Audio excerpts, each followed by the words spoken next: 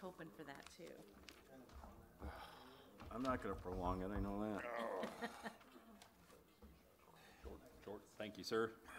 Think about your grandchildren and what is it, Ankeny? Yeah. Johnston. Yeah. And How are you? Scott is forever going somewhere for his grandchildren. Good or bad? Do you ever shut the car off?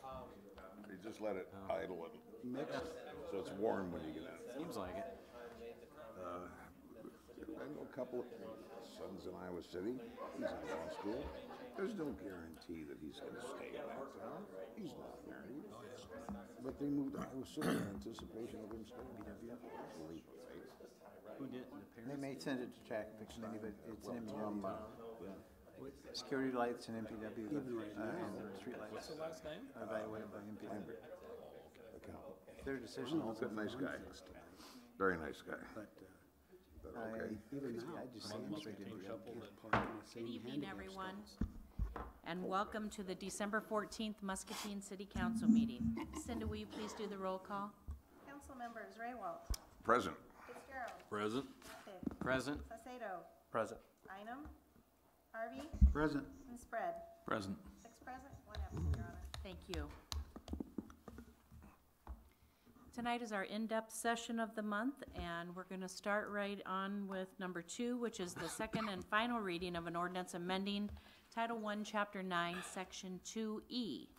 Is there a motion to waive the city council rules and to adopt the ordinance on final reading, amending Title I, Chapter 9, Section 2E, and to direct for its publication as required by law? So moved. Second. Any discussion? Hearing none. Councilman Spread, how do you vote? Aye. Raywalt? Aye. Natvig? Aye. Harvey? Aye. Saucedo? Aye. Fitzgerald? Aye. The ordinance is adopted with all ayes. Moving on to number 3. We have a resolution adopting the Code of Ordinances and repealing the code in effect prior to December 14th of 2017. Is there a motion to adopt the resolution as submitted? So moved. Second. Second. Any discussion? I have a question. Sure. You're gonna put the new codes on the website, as I understand it. Yes, so I asked John to put the, the previous code on, and then the current code is on there. It'll move to the side, and then the new code will be placed on the main page. And then going forward, we'll simply, when a new ordinance is adopted, it'll get added immediately to the code book. So it'll be constantly up to date. We'll also keep a page of all ordinances that have been adopted, so somebody can also just see those as well. The problem I had in the past, before I was even on council, was you get a copy of the code, and that, like a hard copy in those Right. days, and you didn't know if you had the latest version or not. Right, so And even when you're on the website now, how are you gonna know you had the latest version? So we changed it so that you saw that the city code was there, and then there was a list of ordinances that have been adopted. Going forward, we'll still keep that list on the side page, but the ordinance, or the book, the code book will be constantly updated, so it will be up to date within a couple days of the ordinance passing. Are you considering putting like a footer on every page as of, and then date it? So No, you know? we're planning to just keep a list, an ongoing list of the ordinances that are adopted off to the side, so you can see all of the ordinances that have been adopted and when, and the date. So you have to do some research when you're looking at the ordinances. Well, if you No, if you it'll go to constantly be up to date. if you go to the ordinance, the book of ordinance or whatever it's titled, code book, it will be the most recent unless you look at it Friday morning after we approve something Thursday night. Right. It'll be a couple day lag, but it'll be correct. Not being negative, I can foresee it not being updated at some particular time and a person gets caught by it. Well, as you well know with the old code book, Yes, you could get caught you're by it. assuming something it's in the code and it has been changed 3 times since. At least the printed copies in old days, Yeah. each page was dated.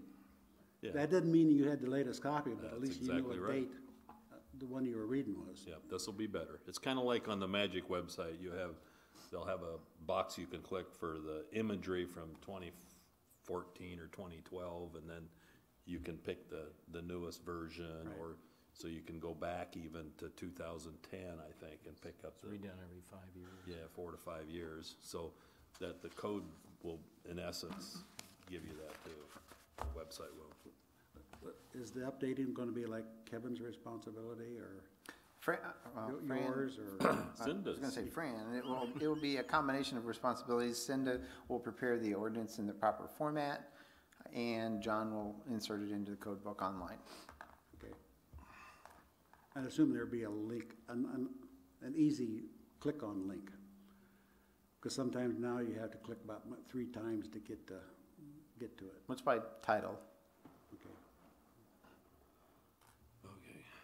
Okay. Any other discussion?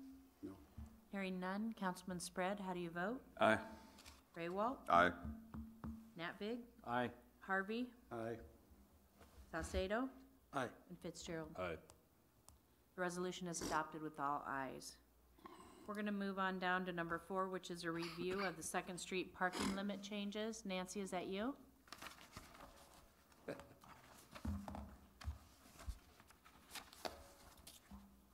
Yes, I'll start it. This item is on the agenda because council has requested it to be reviewed again.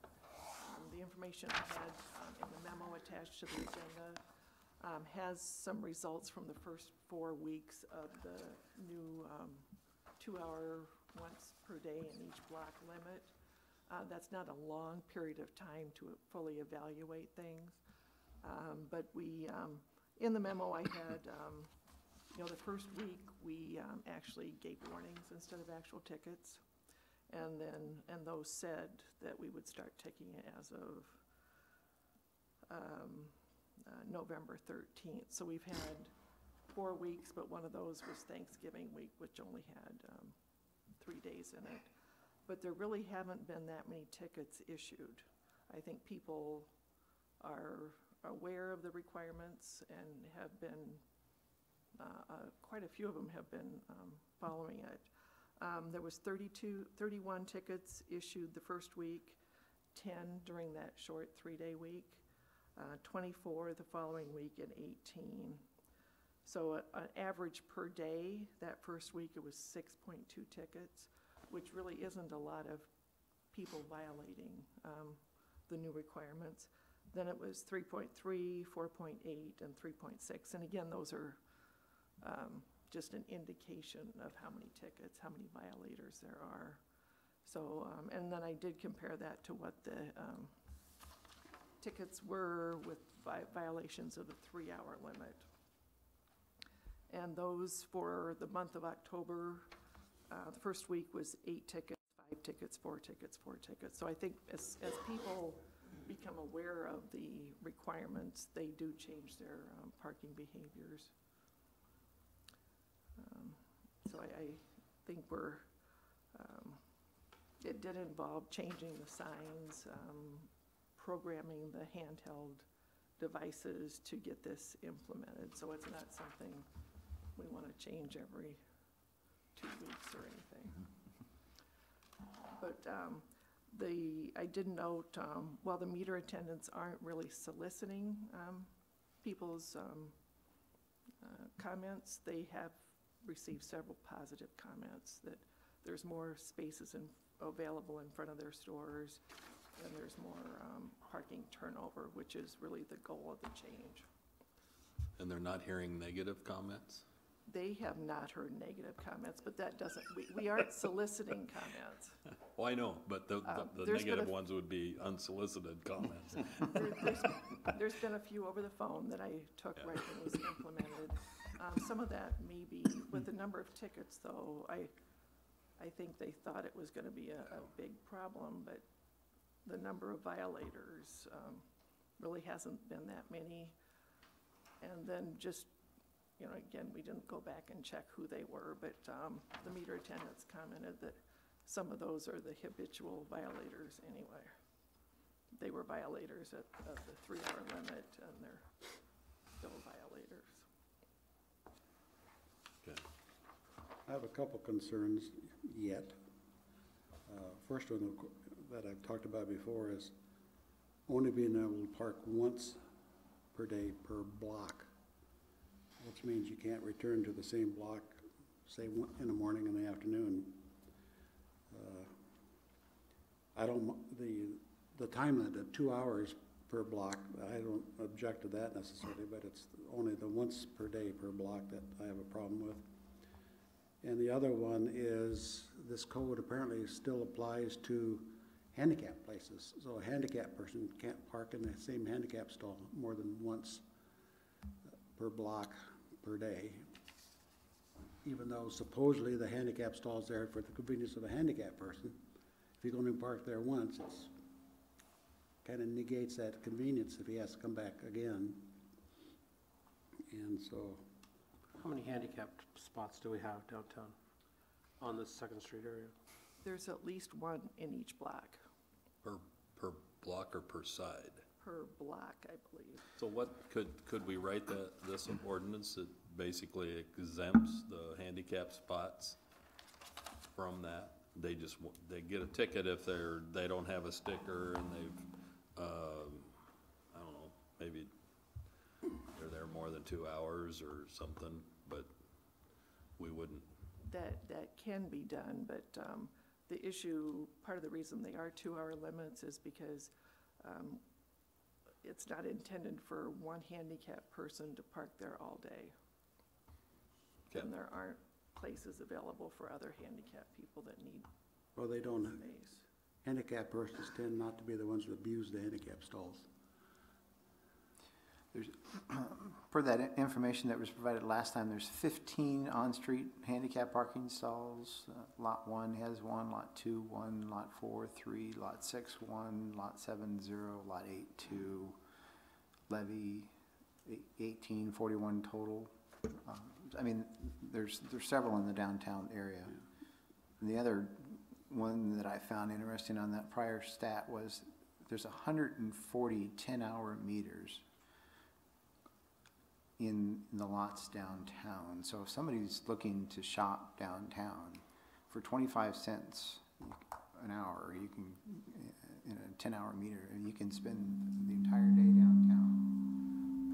So there's 54, it says on street, 19 in lot 1, 15 in lot 2, which is Lot 4 has 43, Lot 7 has 9, 140 10-hour meters downtown. For those that want to. There is a concentration of those around the courthouse, for obvious reasons. So,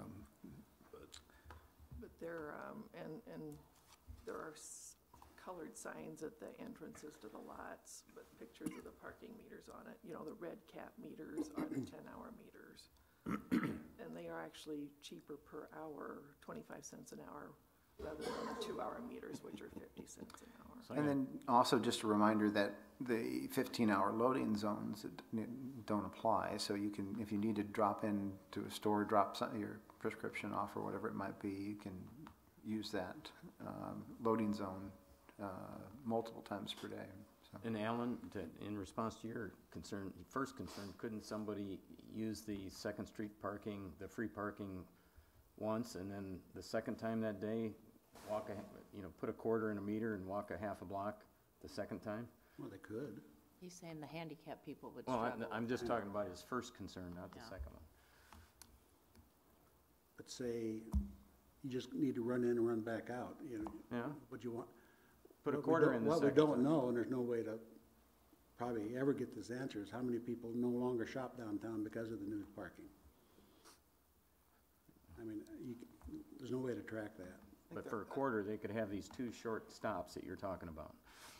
And Greg just pointed out the loading zone exists. Yeah, I'm confused on the loading zones, because actually called this week and asked a question about those. And I was told by the dispatcher that the loading zone is only Monday through Friday, 8 to 4 or whatever, and the rest of the time it's just a free parking place for anybody that wants it for as long as they want it, After 5, we don't enforce any. after 5. Everything on Second Street after 5 is not enforced, except for the 2 a.m. 2 to 6 a.m. to 6 a.m., the overnight parking. And the handicap stalls. So the loading for zones are no non- longer loading zones on they're not restricted to that after. And there's, Friday. and there's Says that on signs, the sign, there's doesn't it? signs Well, on them. it says loading zone from this time to this time. Yeah. It doesn't say it's just a regular, But that's the Parking place the But rest it's of from the 8 time, to but- 5, and after 5, there's not gonna be anybody that's going to give you a ticket. well, the issue that we were having was there's a loading zone in front of the Welch Apartments, which is a lot of elderly people and handicapped that live there. And that's what they use for drop-off and pickup. And then people park there and then go to restaurants and eat for long periods of time. And then people with their walkers I and think, wheelchairs can't get in and out of Welch's. I think the one out in front of Welsh Apartments has a different time frame on it than what, like the one out in front of the old hotel. I think there's a different time frame on it. I mean, I think all the comments are valid. My biggest concern is it's only been a month. And we'd recommend giving it some more time before we implement changes, which is basically what we had said. Let's give it some time and see how it works. So that would be our recommendation. I haven't been down there every day, but I've been downtown a lot, and I'm seeing a lot of available spots. Yeah, and that's what I we've don't know if heard it's just- comments, and I think Yeah, somebody I'm else- sure Jeff has some insight into it, but, I mean, anyway. But do we want a bunch of available spots, or do we want people parking in them inside Well, shopping? I mean, but you having don't a want- bunch of empty spaces isn't doing anybody any good, is it? I'm just saying that there seems to be parking for people that want to come down and shop. I'll just make a comment. You want turnover is what you want. You want the turnover. Basically, the meter attendants enforce the meters 9 hours a day. So they make, at the most, 4 passes. So the chances of being caught in the morning and in the afternoon in the same block, and if people are really only there for 15 minutes, they're likely not to get chalked both of They those could. times. So They no could. guarantee- They could. But really, those are intended for turnover, to go in, have easy access to the store, inside, shop, leave, easy access. We certainly encourage folks to shop long-term and be downtown all day, enjoy our shops that we have and restaurants that we have to offer. And in order to do that, there's 140 10-hour meters. And typically, you also have the riverfront available as well. And now you'll have Mississippi Drive parking as well, a block away off of 2nd Street. So when that's completed, and there's some open now. So there's a lot of free parking or 10-hour parking that we certainly encourage folks to stay downtown and visit all of our shops and restaurants that we have to offer. The new ones on Mississippi Drive right now are not metered, correct? Right, they fall under the They're 2-hour. 2-hour. So they're under a 2-hour free, but, Yeah. yeah. And then the riverfront's all day free. I personally, I would say we need to maybe take a look at this again in July. But at this point, I agree. I think it's been too short of a time frame. So do I. I agree with that. Yep. Yeah, we'll keep tracking it, and we can see if the tickets actually continue to go down or not. Thank you, Nancy. Jeff, did you have something you wanted to say? Yeah. First of all, it's been I'm sorry, Jeff Osborne from 970 Lucas Street. Our address just changed, so good thing I remember that. But I'd like to say it's been far exceeded what I expected. I kind of anticipated, since we had 20 to 30 in my estimate of cars that were office folks, mostly Stanleys and stuff, kind of hanging out there, that we'd immediately see a lot of empty spaces, and then there'd be talk about we just killed downtown, and we'd have the patience to work through that. What's been really happening though is just like it was like turned on a switch. There's typically maybe 1 or 2 empty spaces throughout the day, at most per block. If you drive downtown, you can see people opening up their doors, getting in their cars. There's a lot of activity, a lot of people walking. The number of zip codes that we've seen in our store has gone from an average of about 16 in this short period of time to 32 a week. We have a lot of customers coming in at lunch. We track our hourly sales. We have 2 bumps now. We used to kind of have a flat day, and it would kind of come up at the evening and go back down again. We were even thinking about maybe, you know, matching some of the other store, like the Beats and stuff. They open up at 3 or 4 in the afternoon and kind of stay later. Now we've got a lunch crowd, believe it or not. We're not a restaurant. That was really surprising. We've got customers coming in and saying, you know, I was on my way to Park. You know, I work on the south end, and I'm on my way up to Park to go get lunch. I live out of town, and I had a spot in front of your place, so I stopped. And so we've got these 2 bumps happening a day. Our sales have been up, and I'm talking, they're typically up this time of year, don't get me wrong. So apples to apples, November to November, we're up 40% over last year. The number of zip codes have doubled. Same thing's happening in the evenings. People that used to just drive by and go to Wilton or up to the Quad Cities or whatever, are stopping in. And like I said, we can see that in the zip code data. So as far as stopping a couple of times in the same things, well, I do have 2 concerns. You know, like I said, Western Drug was a lot of chatter out there in the groups. They do have parking in the back in the city lot. I think they've got 2 or 3 spots bought for them. And there's a loading zone 50 feet from their door. There's a loading zone 50 feet from their door. So I mean, to drop off a prescription and say, hey, I'm going to come back and pick this up, the loading zone's perfect for that. If they need more time, that, you know, they can come back for their second shot at the 2 hours, or they can park around back in the reserved spaces for them, or in that entire parking lot behind them. My concern going into it was the salons, and I haven't heard anything from the salons. I looked at each one of them. You know, we talked about the salons early on, and I was really surprised we didn't see anything coming out of that. And so I started looking at each of the salons, and they all have city parking lots like within a half a block each, except for one. The one that's on the corner across from Halltree, in the same block as the museum and everything at that far end. I can only assume that maybe their customers are parking at the Pine and 2nd Street lot, because it's about a block, so it's a little bit farther than we'd like to see, but I'd have some concern about that salon. And for that reason, I'd like to plant a seed that wouldn't, you know, maybe back in July is if you think about a parking strategy, you want to have all your turns along 2nd. You know, it's like a bullseye, right? 2nd Street's the center of the bullseye. You want to have as many turns as possible there. The next ring out would probably be the north-south streets crossing it, like Iowa and Cedar and those. You want to have that be a little less turns, and then farther out would be the city lots.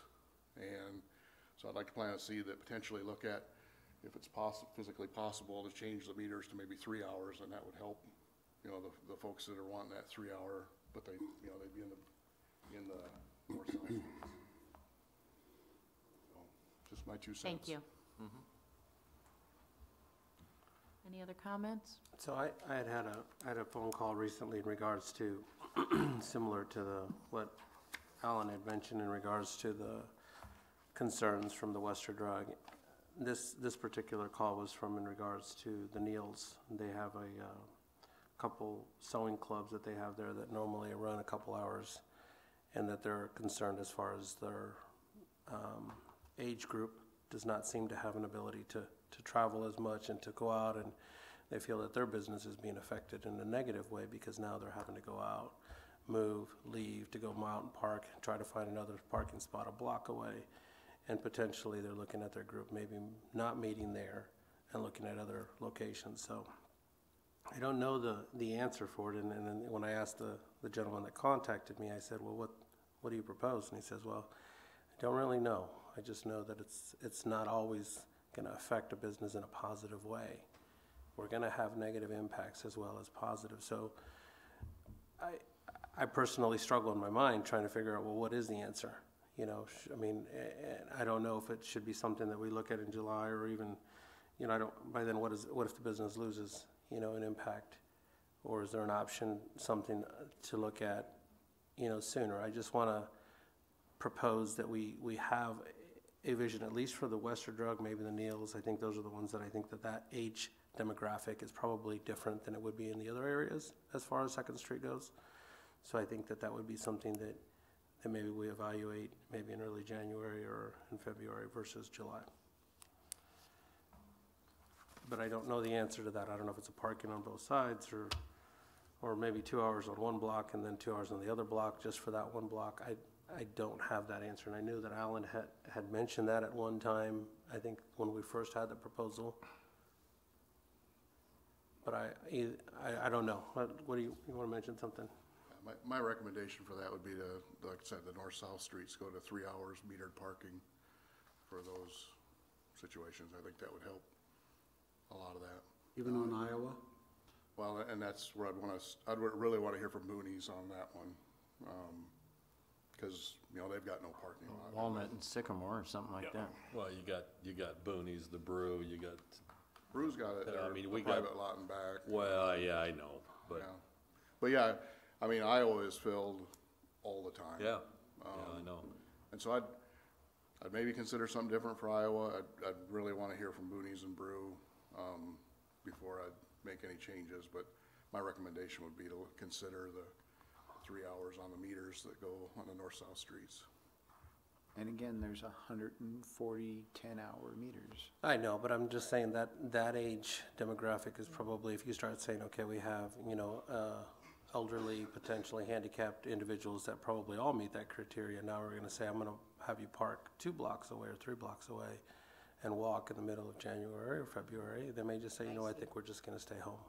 See, the downtown is competing with a lot of other stores that aren't downtown, that you can park in their lot and you could shop there all day if you wanted to. And I don't think,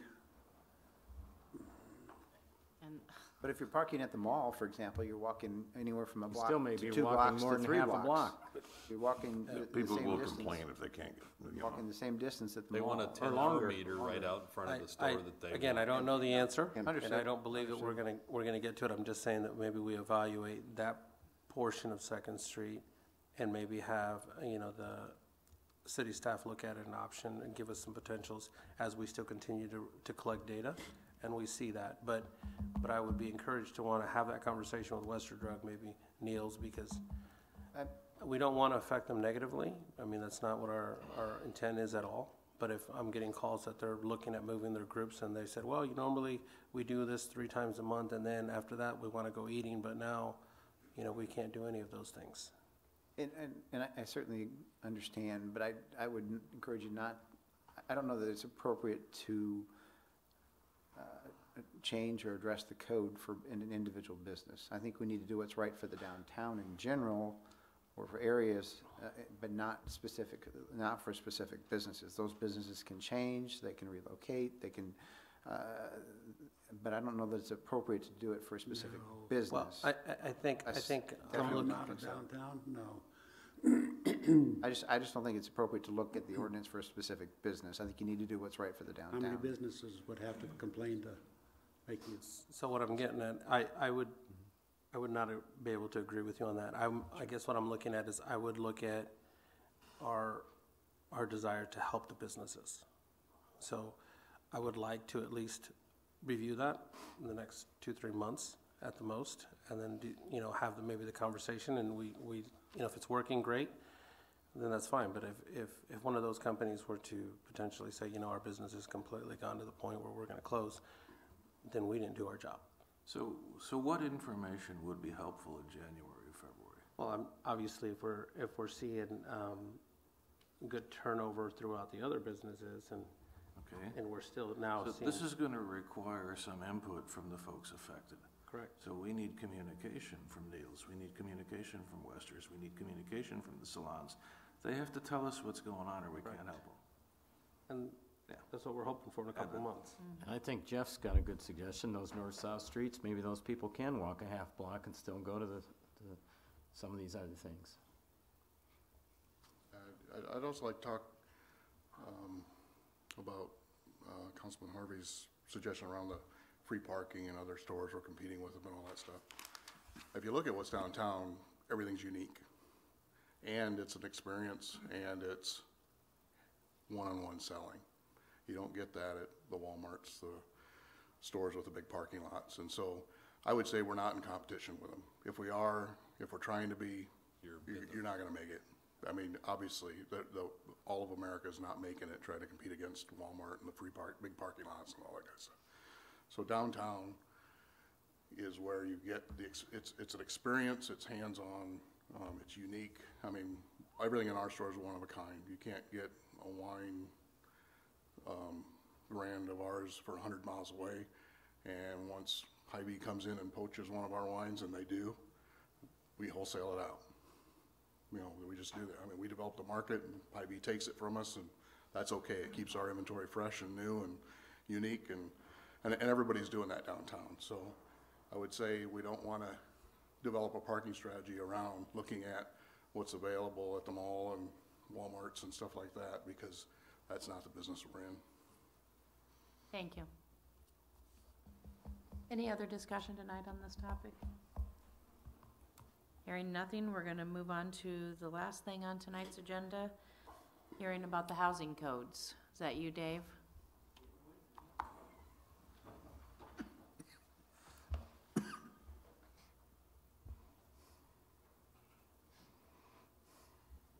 Good evening, Council and Mayor. I have submitted to you a package of information.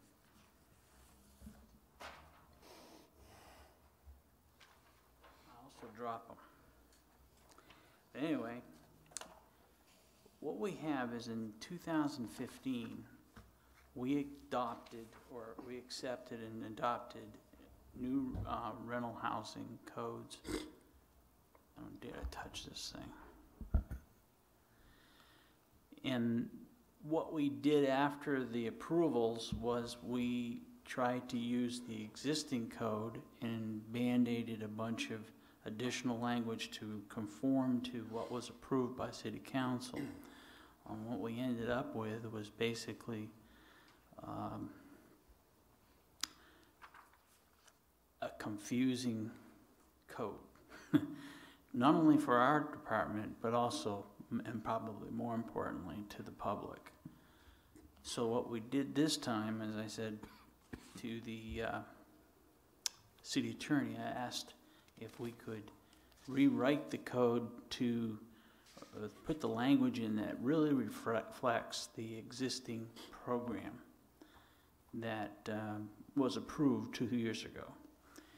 We've been operating on that program, but it's been somewhat inconsistent with respect to some of our staff as to what they build out. Some were billing out 3 years in advance, some were billing out 1 year. So we've got records of everything so we can smooth things out over the course of a couple of years, but it's a mess that we're cleaning up. So what I submitted to you was that rewrite, that we want to replace the existing code, which is kind of a mix of different languages, with this one. And we also have adopted or adjusted the definitions to marry what's in the new rewrite. With that, we would go forward with the ordinances that require, instead of it just being a ministerial change, this is pretty extensive, we decided we would go through the process of the ordinance readings and things like that to adopt the code appropriately. So therefore, that's in a nutshell what I was up here to explain tonight that I submitted to you. I did prepare something that I thought of late that you might be helpful. And I'll keep a page and I'm going to submit it across here. It's the this is the fee schedule that exists today based off what was approved a few years ago. That's not going to change, except I might change the wording.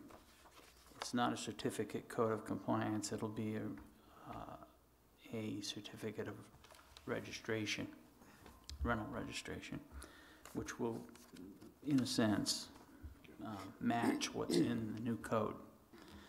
Other than that, the fee schedule is not going to change, but this reflects not only the fees for the registration, as well as it does for what the penalties are if you get caught not registering your, or licensing your facility. In a summary, we license a property, and that license is free, and that runs for 3 years. We register the property, we register each unit within that property every year, annually. We only charge $30 a year. We actually do one physical inspection, which takes up a lot of time to do and do right. The other 2 years are done by what we call self-inspections. And a few years ago, I gave you what the form looks like and such, so you could get an idea of how that's done. The property owner does the inspection those 2 years, signs it, and submits it with their new annual registration. We look at it and evaluate it to determine if there are any deficiencies, and if there are, we will schedule an inspection to follow up on those deficiencies. So that's how that works in general. And then every 4th year, I guess on the year 4, it would be a renewal of that license, but the registrations happen every year. I hope that explains the program in general. I guess I'm open to questions. So as I read this, my first question was gonna be, under what circumstances do I need a license, and under what circumstances do I need a resignation? Now, you explained it. I don't think it says it in there, and that would be helpful. If it, somewhere in the preamble, you understand that you license a particular parcel of real estate, that licensure is free, and that you register each unit therein. If that's in there, maybe you can show me where it is, but I didn't see that. It is. I read it. Is it? Yeah, I mean, basically your license is not any cost per HUD requirements. And the registration then is a cost per, I think it was in, I don't know if it was an H or something, I don't remember as far as what that information goes in definitions. Yeah. I beg to differ a little bit because section E3 talks about a license fee. Yeah. Yeah, Well, and that's- F is the registration. Yeah. F is the registration, yeah. My question is kind of like, Tom, what's the difference between a license and a registration? Why do you have both? License is 3 years, registration is 1 year. But why do you have both? One's on the facility, the others are on each unit. You may have one that has, it could be a single house that's rented, so it's a license for the facility, one license for the unit, or one registration for the unit. Or you could have something like the towers, which is one license for the entire facility and 70 units, 70 registrations. So you can see the gamut. And the reason why there's a difference has to do with the penalties. Right here. We get the right to choose, or in my capacity, I get the right to choose as to whether the violation is property oriented or whether it's a specific unit oriented. And we can revoke the registration or we could revoke the license. And that's the difference. It has to do with how the penalties are structured. Well, they both seem to have common factors in them as far as they both had fees, and they both talked about the emergency revocation, and they were really worded the same. So I got to wonder, if they're both being treated equally, what you just said, one's a facility, one's a unit. Maybe they're not, but one comment is, kind of the purpose for this was to make it readable. Well, this is 10 pages and it's not readable. Can't you get it boiled down to like 5? Have you seen the old one? No, but but I actually read this and I. Well, an attorney put it together. What do you think? Well, yeah. Why don't you put it in plain English? It's a brief. The first whole page is about Yeah. the city not being liable for anything. I mean, that's ridiculous. Well, that's the world we live in, Alan. Yeah. I mean, One of the questions I had, Dave, was the insurance. Do we require homeowners / people that register their facility for rental to show proof of insurance? I do not believe we do. It wouldn't cover the rental. No, but at least it covers Renters. the home. No. But I don't know if that was something that, why we don't, I mean, can't drive a car in town without insurance. You'd think they'd have liability insurance. I don't know, but I just didn't know because I didn't know if it was something that we required. I didn't read that in there. I don't believe we do require insurance, whether flood or fire or whatever, damage. None of that.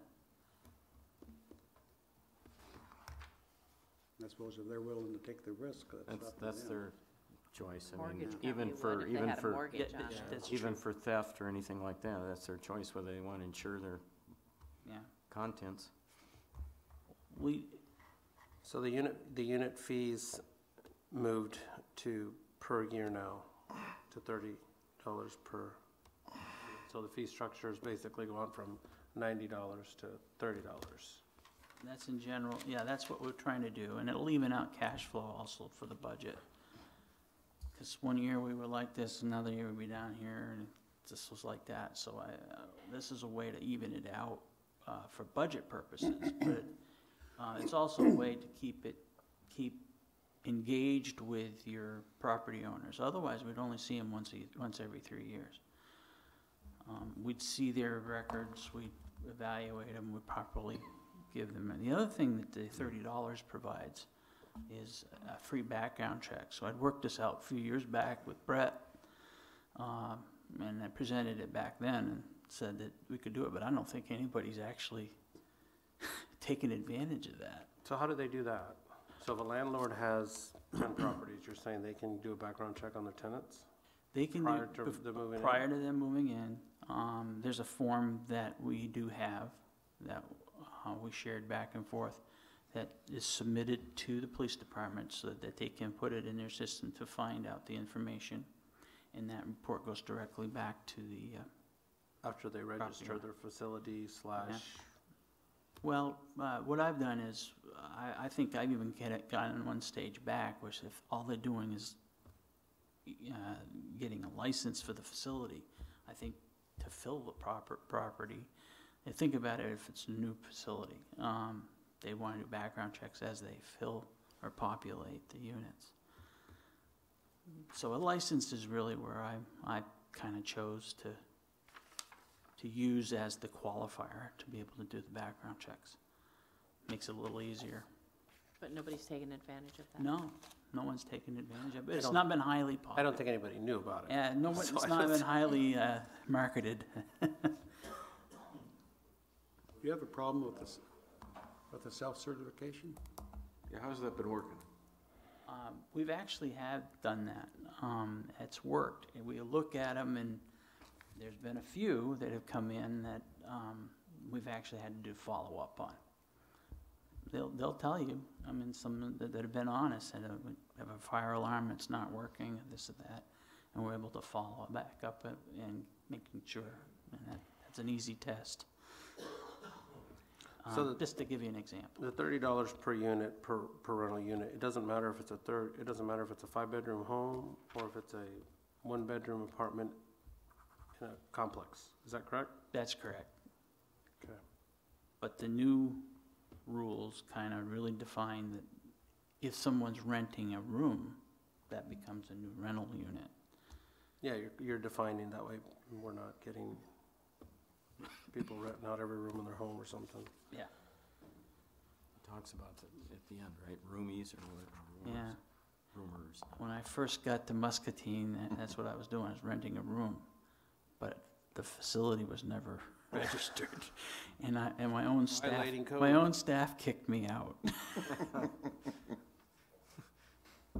At the end of the day, you'll end up with a list essentially of all rental units in the city, Yeah. as long as they've complied with the law, which we don't currently have. So as long as they've complied with the law, unless we find that they haven't, we will at the end of the day have a list of all rental facilities within the city limits, which would I think there'll be some value in that, Where will that be at, Greg? based on the license, No, but where will that list be? community development. Yeah. So you'll have a list, but I already- technically, could somebody, as far as saying, hey, we're looking for an apartment, here's the list on the website that shows 6,000 apartments or Yeah. 2,000 apartments that are registered? I don't know how many Well, registered we have. just because I don't think Greg knew this, actually, we have a spreadsheet with all of the properties on it. All of the rental, with, shows how many units there are in each property, but it's not specific, like this is apartment A, and this is B, and Oh, whatnot. okay.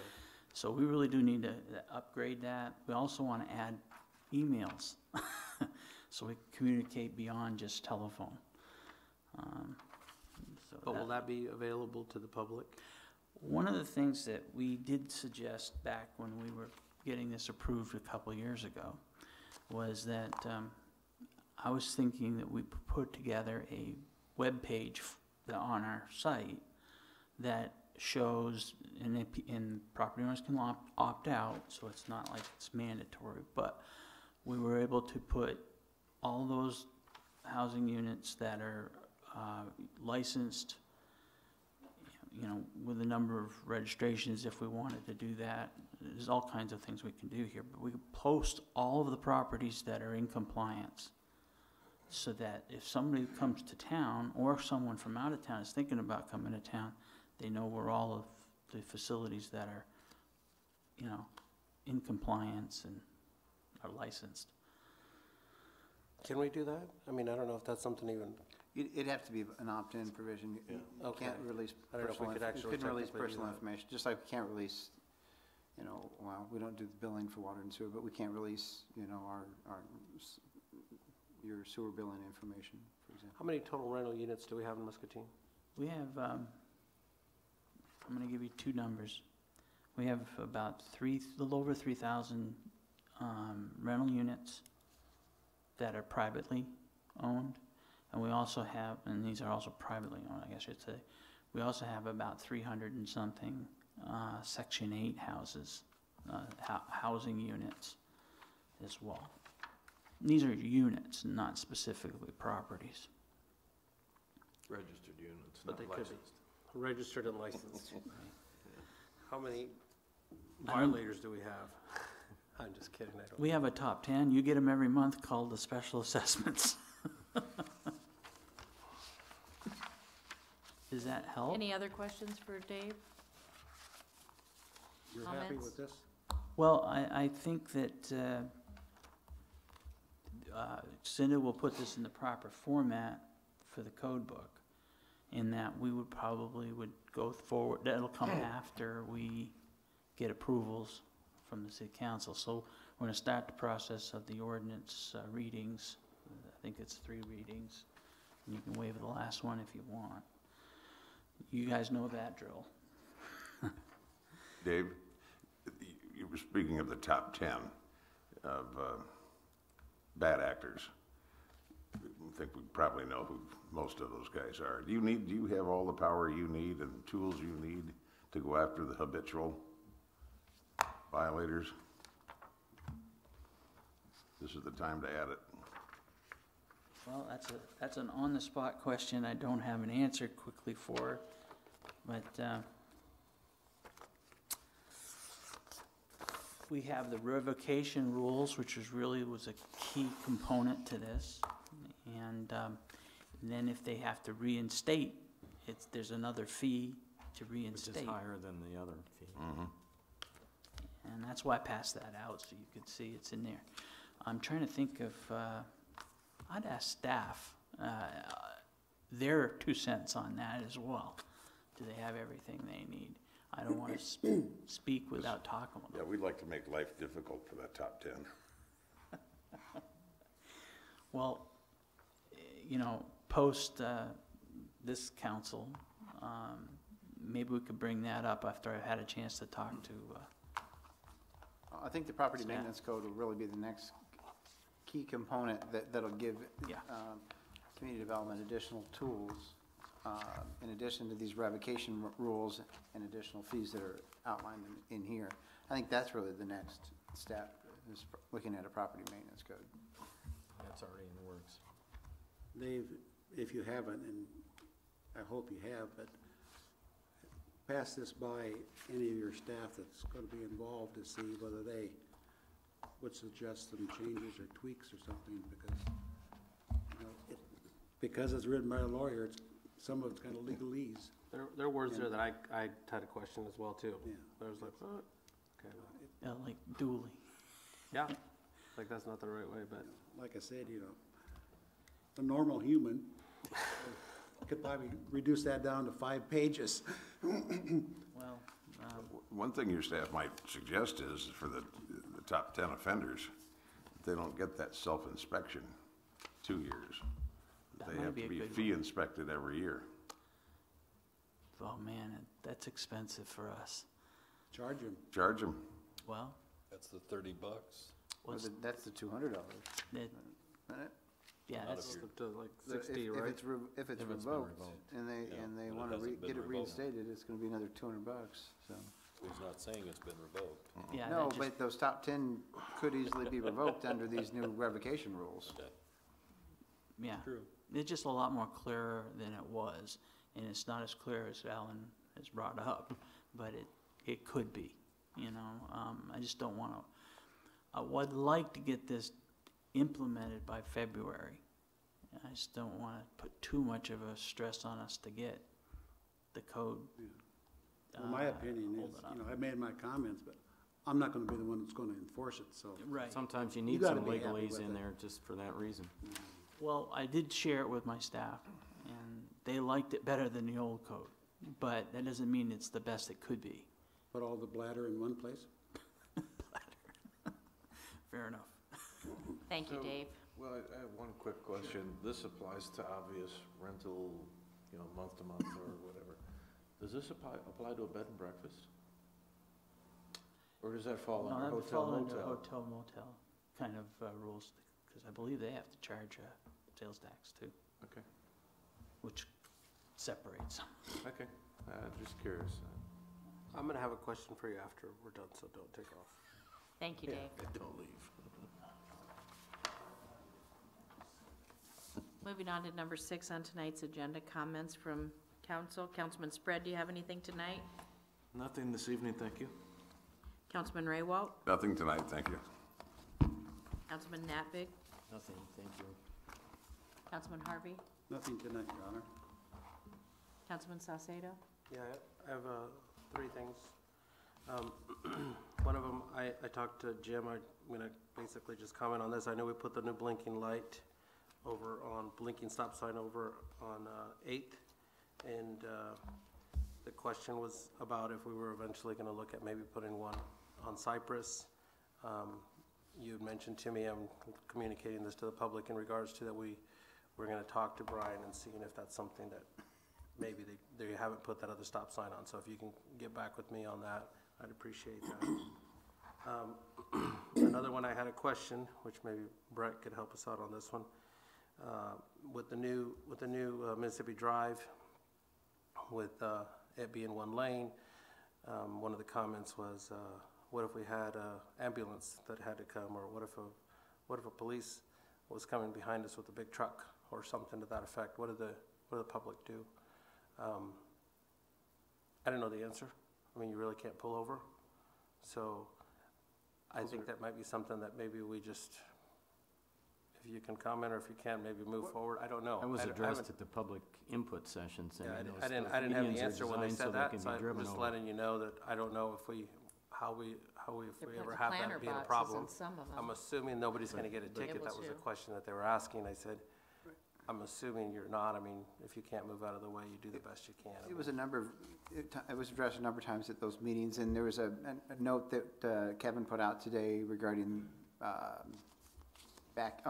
handicap parking, ADA parking as well. And at the bottom of that, there were, I believe, 3 additional topics that we thought about putting together articles on, and reviewing some of the things that had been visited early on in the process and engineering. And one of those was emergency Emergency vehicles. vehicles. And those are mountable curves so that emergency vehicles can have. You can drive over. They're drivable And maybe, as maybe well. that's, like So- you're saying, maybe some of that information, the whole reverse parking is still something that maybe people are still wanting to. It's a learning gather curve, that. and so we're gonna put more information and additional stories out there to remind folks Yep. all of those discussions that happened, or So I'm good on that. And the last thing that I wanted to check on for Dave is, as far as the quiet zone information, I saw that we went ahead and started to put in the first set of quadrants, and I believe we're gonna start getting close to putting in the second set of quadrants. When do we move forward for the notice of establishment as far as the notice that we put in? Because I know that takes about another 3 weeks or so after that. When do we plan on issuing that?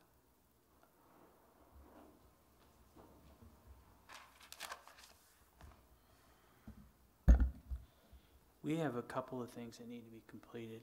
The Iowa Ave needs to be opened up and functioning, whether it's with or without the traffic signal side of things. I think we're going to be using stop signs temporarily, is not the problem. But we also have the pedestrian crossings need to be completed, and even with temporary fencing, it needs to be completed. So those two things before we submit the notice of establishment, and then that's a 3-week process, like you said. And we do have, it's a 3-week process on as early as you can get it, but we have everything to make it as efficient as possible. So we're going to be close to that 3 weeks instead of it being a 6-month process, which is really good. Dave, was January 18th the install date or the material receipt date for MPW and the signals? I don't recall.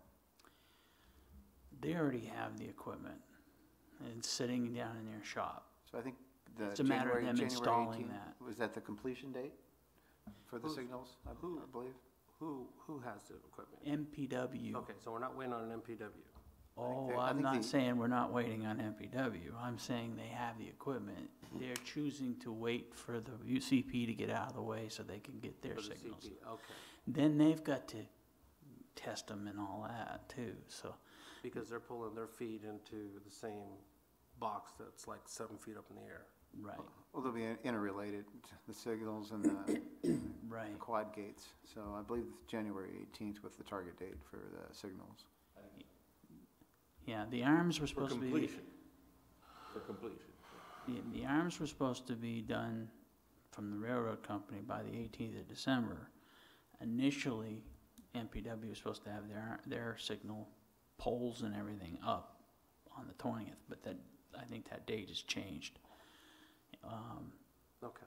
Well, But the temporary signs will be satisfactory for the quiet zone to be established, so we're not worried if it's one thing or the other right now.